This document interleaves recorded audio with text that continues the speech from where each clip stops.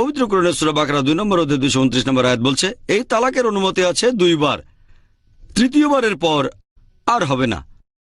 প্রথম 2 বার ডিভোর্সের পরে আবার বিয়ে দিতে পারেন, তবে তৃতীয়বার ডিভোর্স দিলে আর বিয়ে করা যাবে না, যদি না স্ত্রী আরেকজনকে বিয়ে করে সেটাকে আইনসিদ্ধ করে। এখানে মানুষজন নিয়ে এসেছে এই হালালা। যদি আমি রাগের মাথায় বলে ফেলি তালাক তালাক তালাক, তারপর অনুতাপ করি, তখন স্ত্রীকে আরেকজনের সাথে বিয়ে দেওয়া হবে। এর একদিন পরে তারা ডিভোর্স দেবে, আরেকজনকে বিয়ে করে আইন সিদ্ধ করবে, একদিন পরে ডিভোর্স দিয়ে আগের স্বামীকে বিয়ে করবে। এটা পুরোপুরি হারাম, এটা একেবারে হারাম। ইসলামে এটা নিষিদ্ধ। এরকম প্ল্যানও করতে পারবেন না।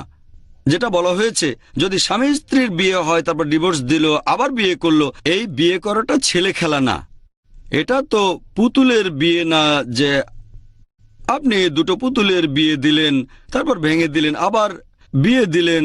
যদি এভাবে 3 বার বিয়ে দেন তাহলে সেটা আর বদলানো যাবে না।